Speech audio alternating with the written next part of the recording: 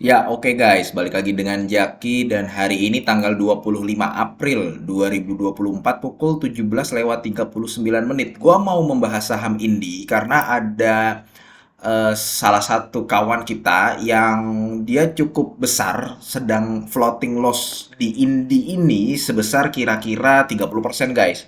Nah, kemudian dia info ke gua, "Bang, gua baiknya bagaimana nih?" Info ke gua guys ya. Info ke gua bagaimana baiknya.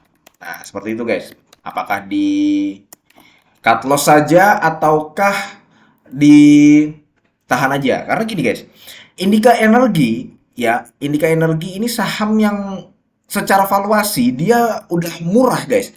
Di sini price to book value-nya itu 0,39 dan pair-nya itu ada di angka 3,97. Ini kan berarti udah murah guys. Lu bayangin aja PBV 0,39 ya, kemudian pair-nya itu di angka 3,97. Dan ini saham kesukaan Lo Keng Hong. Biasanya yang model-model begini itu saham kesukaan Pak Lo Keng Hong. Lu bayangin aja market cap 7,32 triliun, lu bisa mendapatkan aset sebesar 47 triliun dan ekuitasnya sendiri itu ada di angka 19 triliun. Jadi secara valuasi Indika Energi ini sudah murah dan dia memang sudah jauh terjun dibandingkan harga tertingginya itu bisa mencapai 4.800 ya. Nah, sekarang begini, kenapa sih Indika Energi dan bagaimana sih prospek usaha dari Indika Energi? Kan begitu pertanyaannya guys ya. Aman nggak kalau gua hold terus guys? Gitu kan pertanyaannya gitu. Indika Energi kalau kita lihat dia itu emang grup besar dan memang dia penghasilan terbesarnya ya masih dalam batu bara guys. Dia masih batu bara penghasilan terbesarnya. Ini kan ada penghasilan terbesar di sini guys nih di pendapatan 3 miliar US dollar. Nah, 2 miliar lebih itu masih dari Kideko, masih dari penjualan batu bara. Indika ini punya cadangan batu bara yang cukup besar. Cadangan batu baranya itu bisa di atas 400 juta ton. Nah, per tahun itu Indika, lalu bisa lihat di sini guys ya. Cadangannya, gua lupa pastinya berapa, tapi dia punya cadangan jumbo. Termasuk perusahaan yang punya cadangan batu bara jumbo di atas 400 juta ton. Nah, dia per tahun biasanya produksinya itu sekitar 30 juta ton. Sekali lagi guys ya, gue lupa angka pastinya, tapi kalau misalkan memang gue ada yang salah sedikit-sedikit, lo bisa koreksi. Artinya dalam jangka waktu 10 tahun ke depan, sampai 15 tahun ke depan, itu sebenarnya masih masih aman ya untuk Indika Energi ini. Nah, tapi Indika ini, kalau misalkan lu lihat beberapa waktu belakangan, ya, beberapa waktu belakangan dia itu rajin. Rajin apa? Akuisisi, rajin ekspansi, rajin diversifikasi. Jadi dia nggak cuma batu bara doang, tapi ada non batu bara. Non batu baranya apa? Ada infrastruktur, dia juga ada di gas sama minyak untuk jasa mineral. Kemudian ini ya infrastruktur nih. Kemudian ada mineral. Kemudian ada pelabuhan juga ada dia, guys. Kemudian ada apa lagi, guys? Macem-macem. Indika itu macem-macem. Kemudian nih ya, kalau kita lihat segmennya nih. Nih, dia ada bisnis hijau. Nah, lu tahu nggak yang motor Alfa, motor listrik itu salah satunya Indika juga, guys. Jadi dia itu kata kuncinya ini, guys, rajin diversifikasi. Rajin, dia itu udah kayak Toba, udah kayak Astra sebenarnya. Dia induk perusahaan, dia punya berbagai macam anak perusahaan, luas banget ya. Anak perusahaannya ada banyak, anak perusahaannya juga punya, terus dia juga punya perusahaan asosiasi. Nah, ini ada Jasa Energi, dia juga punya, kalau gua nggak salah dia punya saham, punya kepemilikan di Cirebon Electric Power.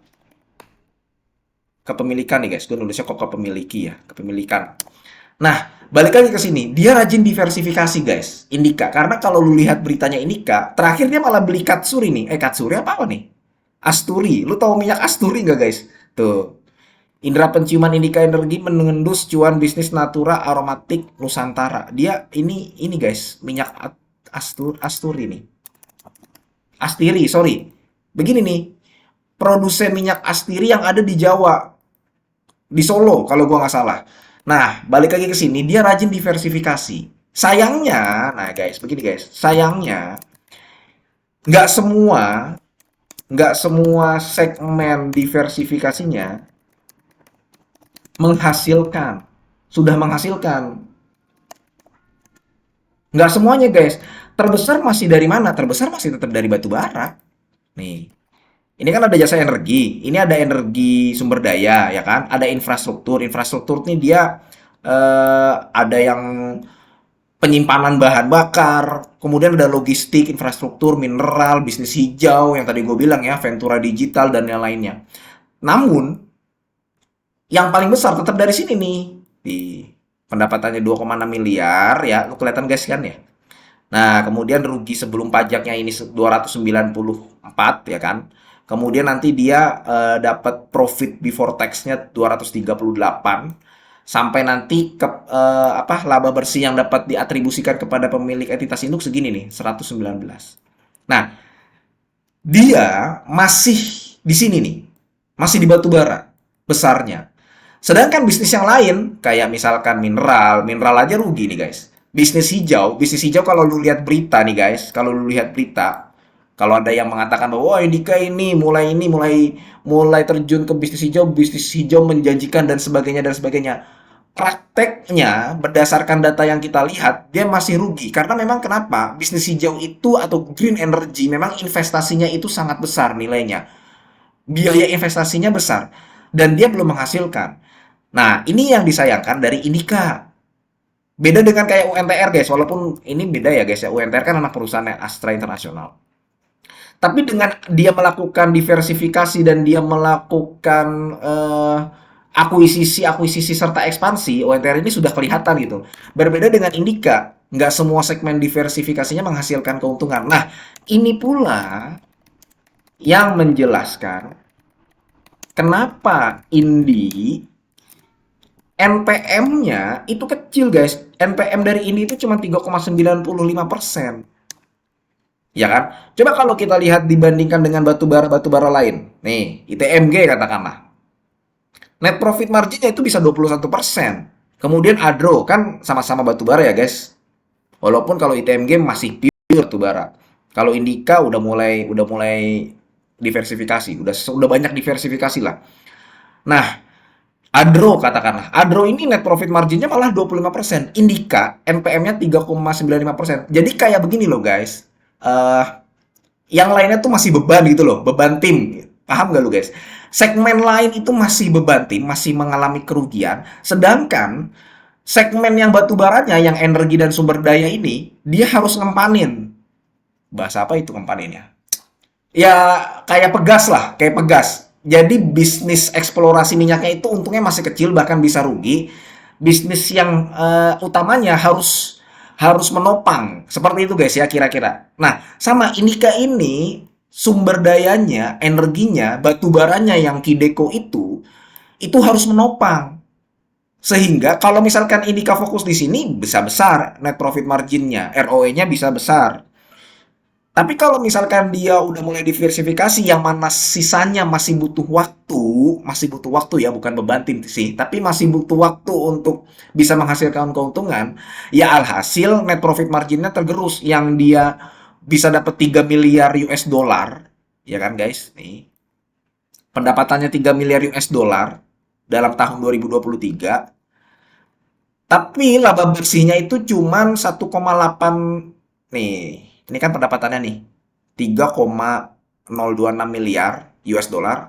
Tapi laba bersih yang dapat diatribusikan kepada pemilik entitas induk itu cuma 116 juta. Nah, itu yang membuat dan itu adalah hal yang disayangkan dari Indika Energy. Seperti itu, tidak semua segmen diversifikasinya itu sudah menghasilkan. Sekali lagi ya guys, belum menghasilkan. Memang butuh waktu untuk jangka panjang sih oke gitu. Cuman untuk jangka saat ini belum. Masih banyak yang lebih menarik yang bisa membagikan dividen lebih besar daripada Indika. Nah, itu yang pertama. Yang kedua adalah ini pendapat pribadi ya, pendapat pribadi gua dan ini nggak bisa disamaratakan karena sekali lagi ini pendapat pribadi.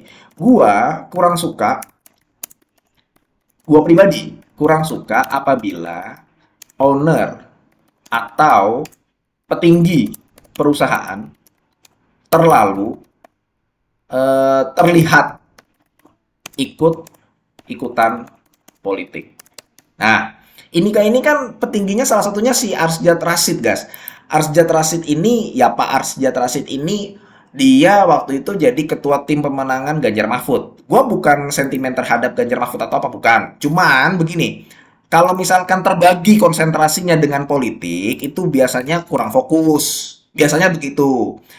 Gue yakin hampir semua petinggi perusahaan yang ada di Indonesia itu paling tidak punya relasi gitulah, punya relasi, tapi nggak terlalu kelihatan gitu. Nah, berbeda dengan Indika, gue kurang suka, dan ini pendapat pribadi ya, gue pribadi, ini gue sekali lagi, gue pribadi kurang suka apabila owner atau petinggi perusahaan terlalu terlihat ikut-ikutan atau ikut cawe-cawe, cawe-cawe. Ya walaupun gue yakin dia punya punya tujuan yang baik buat perusahaannya atau buat eh, rekan-rekannya, relasinya, gue yakin dia punya tujuan baik gitu, punya, entah dia buat perusahaannya entah buat negara, tapi gue pribadi kurang suka dengan hal tersebut. Nah, dua hal ini yang gue highlight.